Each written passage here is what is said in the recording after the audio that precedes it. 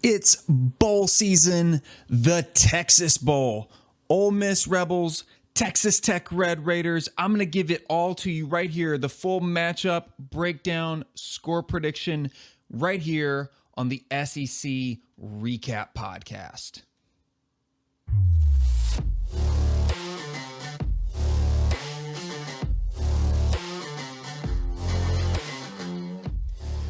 You're listening to the SEC Recap Podcast. I am your host, Ben Warren. If you're joining us in audio form from Google, Apple, Spotify, don't hit pause, don't hit stop.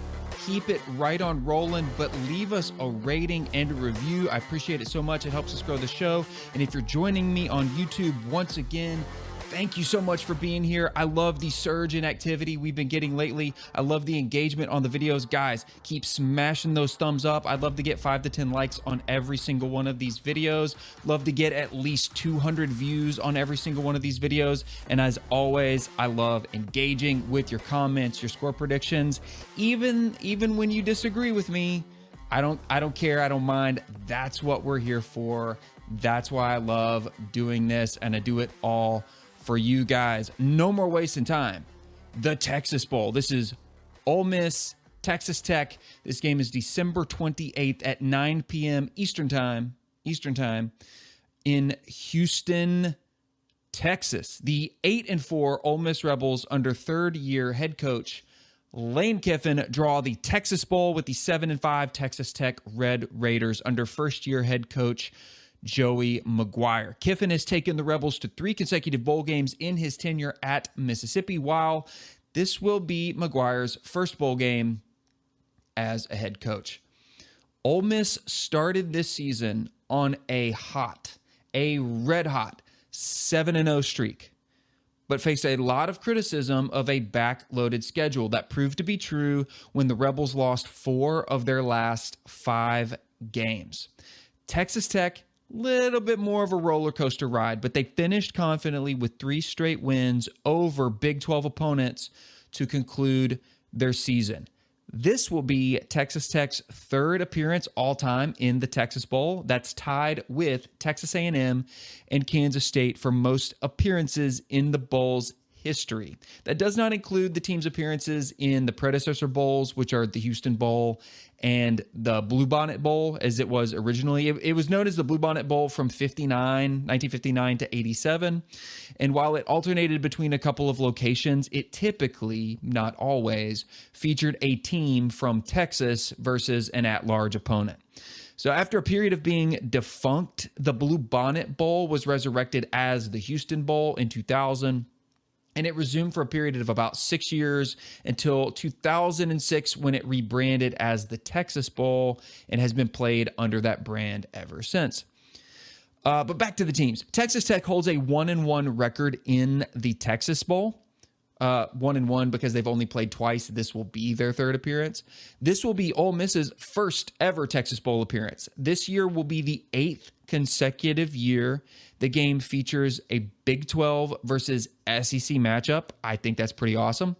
Over that span, the Big 12 is 4-3 versus SEC opponents in this bowl game. Can Ole Miss get the W and even things up with the Big 12 in this year's Texas Bowl? We're going to jump in and find out. And as always, I love to start with the offense.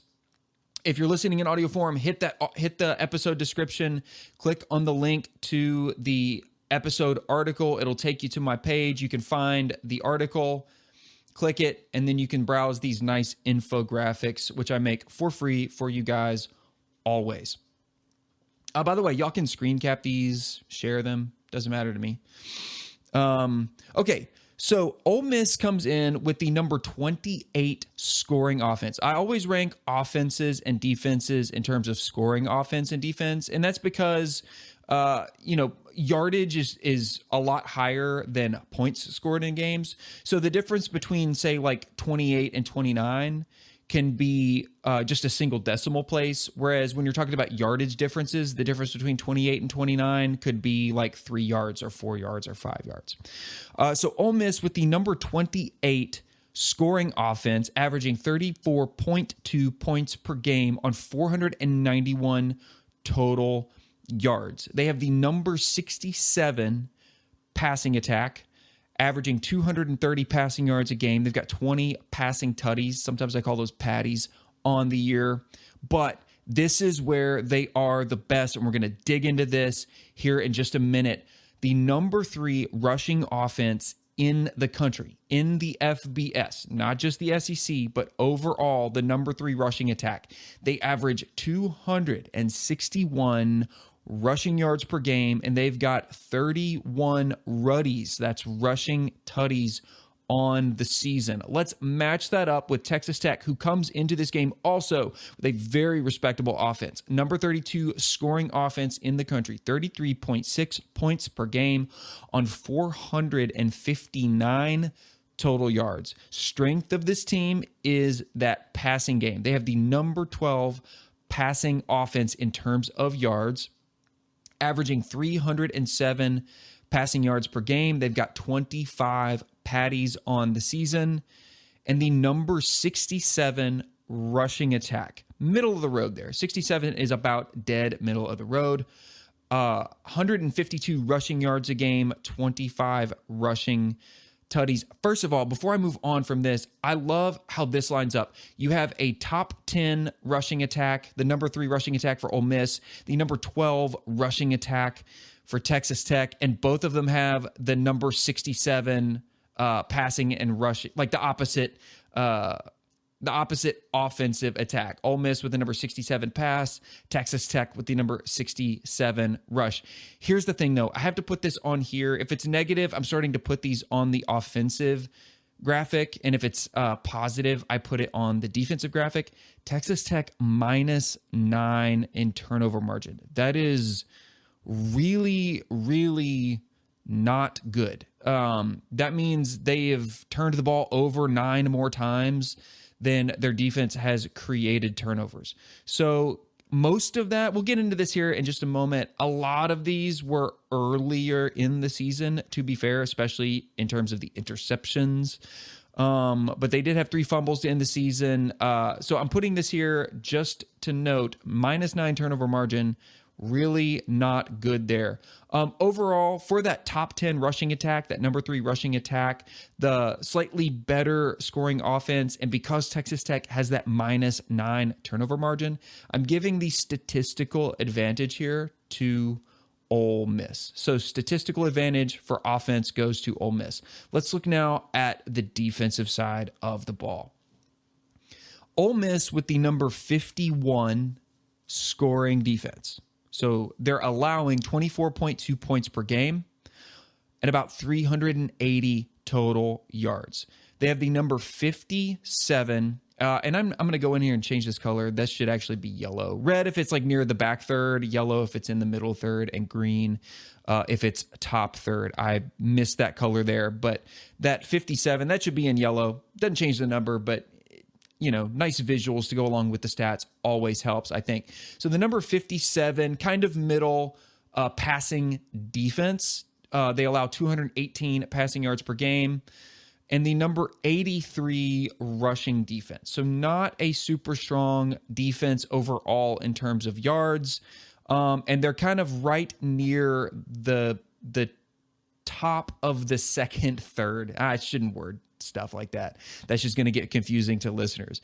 But number 51, they're close to the top third, but just right there, 10 spots or so, 8 spots maybe beyond it. Ole Miss is +1 in turnover margin, so they are positive, not by much. You'd still want to be positive rather than neutral or negative, however. All right, Texas Tech, number 98 scoring defense. This is definitely in the bottom third. This is not a good scoring defense. They are allowing 29.5 points per game and 414 total yards. They have the number 98 passing defense and the number 91 rushing defense. They're giving up about 248 yards through the air and 166 on the ground. By the way, guys, if you go and look at these stats on whatever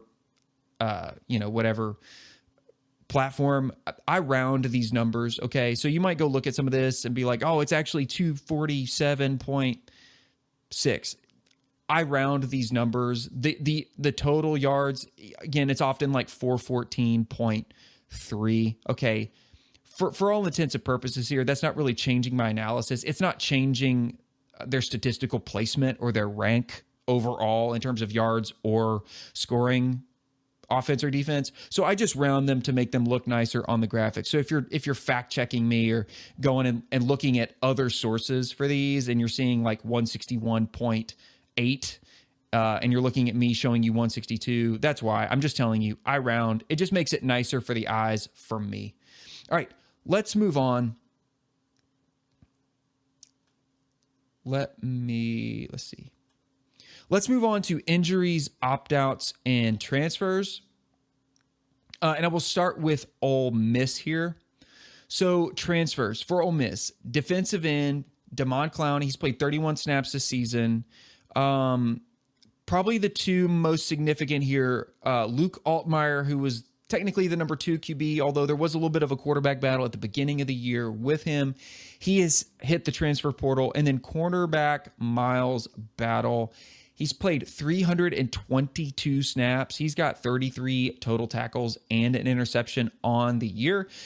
About the quarterback, QB depth is somewhat of a concern now for Ole Miss. I think behind Altmaier is Kincaid Dent, who's thrown just 9 passes for 14 yards in 3 years at Ole Miss. So thankfully, they just have to get through the bowl game. Jackson Dart's done fine. I'm not worried about his health or anything, but you're always one play away if you're a backup quarterback from stepping into that role. So hopefully losing Altmaier here doesn't come back to hurt them in this bowl game.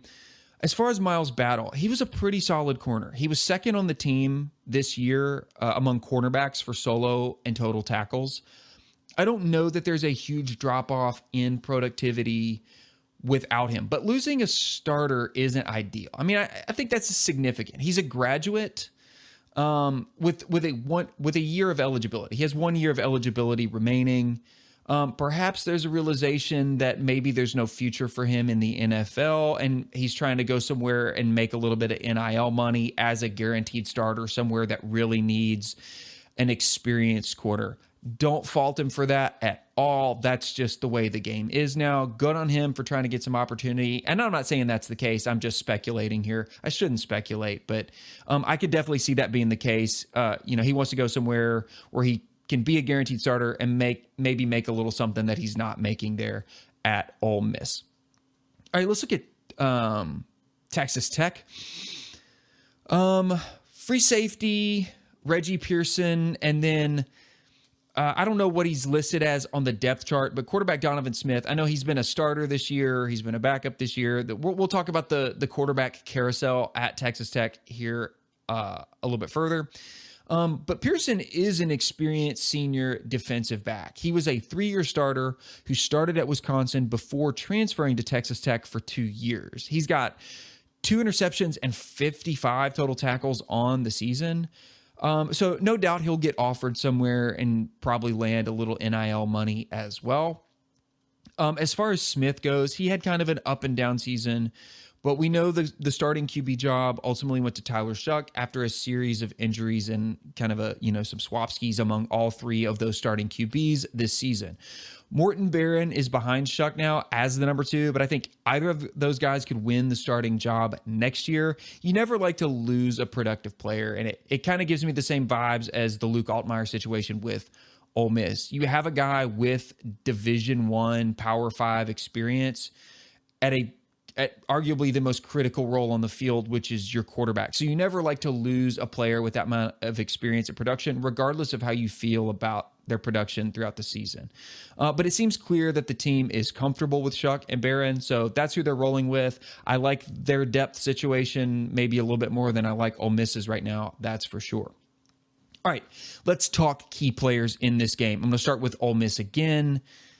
Man, if you've heard me talk about Ole Miss this season, you know exactly who I'm about to say. It's the freshman phenom running back Quinshon Judkins. This dude is so freaking good. 251 carries. He's got 1,476 yards, 16 tutties, ruddies, rushing tutties.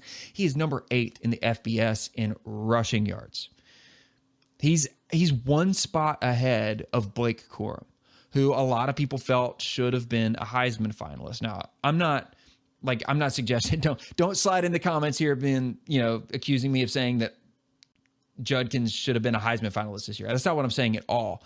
I'm just kind of illustrating like how good this dude has been as a freshman. He's one spot ahead of Blake Corum. I think if Ole Miss through, some form of, some twist of fate ended up, in the top 5 or 6 or even going to the playoffs this year, I think you definitely would have heard more about Quinshon Judkins as a Heisman candidate. All that to say, he's got a huge future ahead if he continues at this level. Okay, along with Quinshon Judkins, what does it take to make a really good running back? Well, it takes a good offensive line.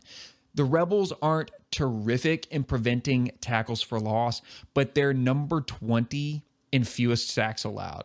A solid offensive line helps that number 1 key player on this team do what he does best. So provide some protection for the QB, open up those run lanes, let Quinshon Judkins do his thing. All right, let's look at Texas Tech. The Red Raiders. Quarterback Tyler Shuck. By the way, I hope I'm pronouncing that right. I'm pretty sure it's Shuck as in like, aw shucks. If I'm wrong, I'm sure I'll be hearing it in the comments soon. Anyway, look, a 59.4% completion rating isn't wowing anyone, but the strength of this Texas Tech offense is the passing game. I think if he'd been the consistent starter throughout the season, you might see that improve a little bit. This team has 530 pass attempts to 477 rush attempts. Now, that doesn't scream out of balance pass heavy, but 3 different QBs have thrown for over 1,000 yards, combining for 3,684 passing yards compared to 1,830 rushing yards. That's the passing yardage that makes them a top 12 passing team, while that 1,830 rushing yards makes them kind of a dead middle of the road rushing team. And we'll go back here and look at, let me throw my offense graphic back up on the screen here. So 307 passing yards a game, that puts them in that number 12, that top 15, top 20 passing offense. Whereas you look at their rushing production, it's a significant drop off. And you could say the exact same argument, just reverse for Ole Miss, right? It's that productive running game that makes them that top 10 while you flip it. They're basically dead middle of the road. They're in the passing game. I'm also going to include for Texas Tech their offensive line, okay?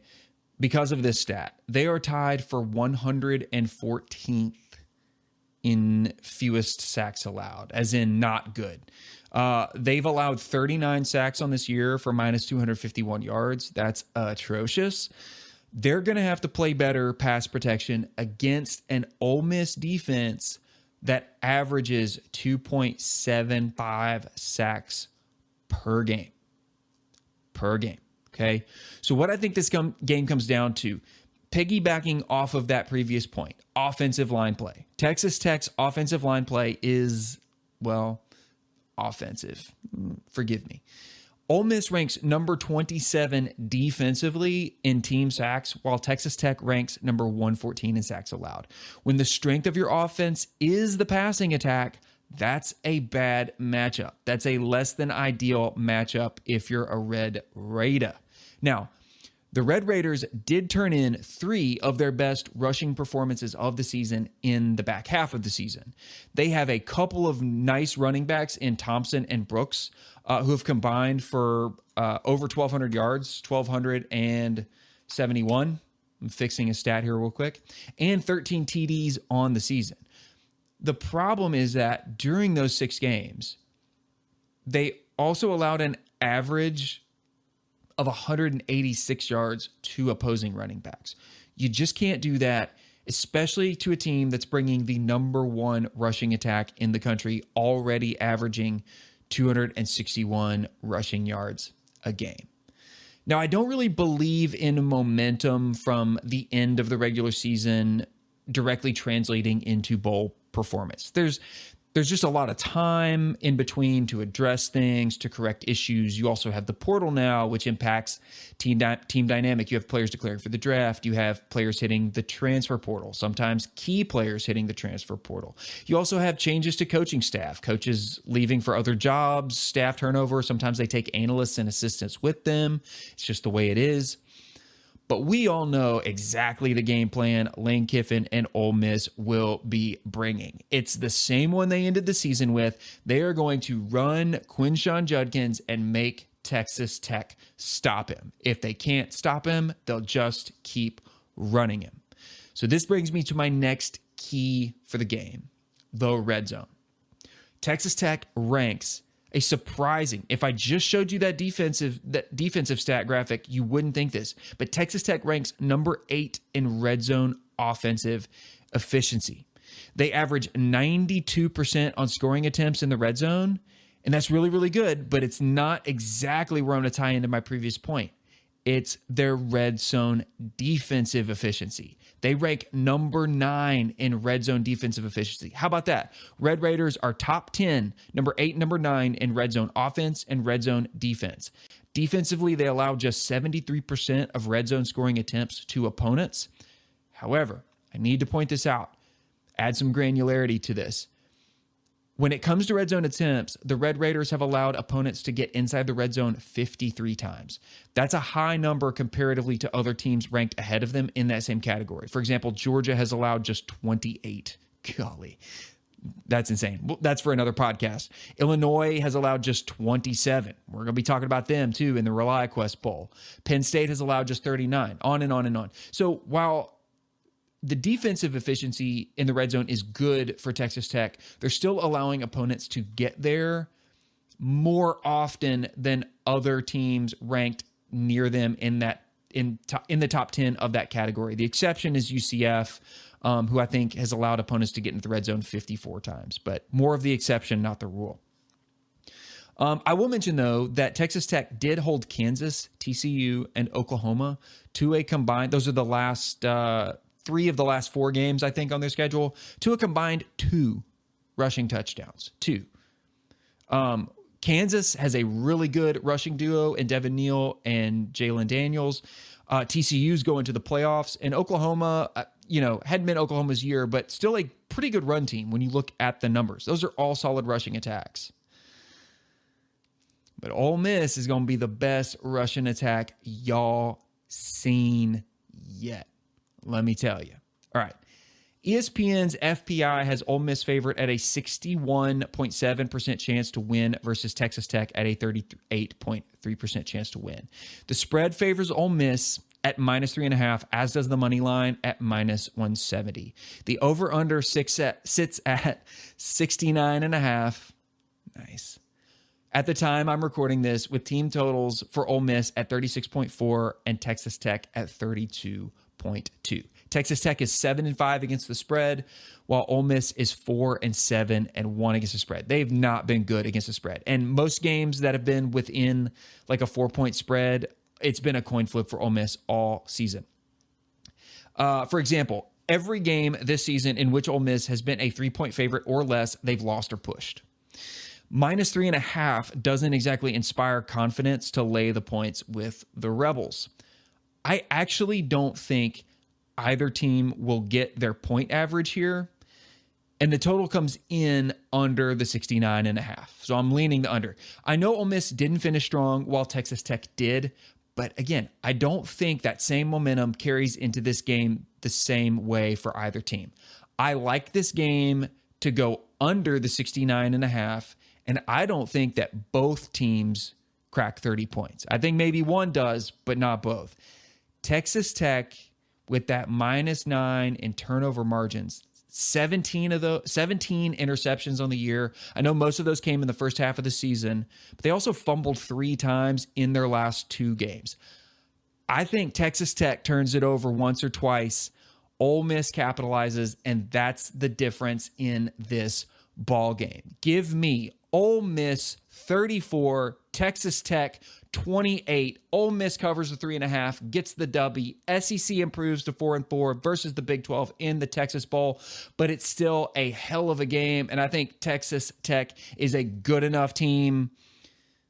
You still might see this swing the other way, but that's not my opinion. I'm taking Rebels for the win. Let me know what you think in the comments, whether you think I'm right or wrong. You could tell me if I'm wrong. Just be nice about it. You don't have to call me names. You don't have to call me an idiot, nothing like that. I love engaging with you guys. I love hearing what you have to say. Before you leave, smash that like, smash that thumbs up on this video. I'm on the road to 100 subs. So if you're here and you've watched any of my videos and haven't hit the subscribe button yet, take a chance on me. That's all I'm asking. Sub to the channel, hit the noti bell. I'm going to have previews for all of the SEC bowl games coming out. I've already hit you with the Gasparilla Bowl, the Las Vegas Bowl, the Liberty Bowl. Soon after this, you're going to be hearing the Orange Bowl, the Gator Bowl, the Sugar Bowl. They're all coming at you. So make sure you're following me on Twitter at SEC Recap. Subscribe to the podcast here or wherever you prefer to chug your podcast. Guys, have a Merry Christmas, Happy Holidays, Happy New Year.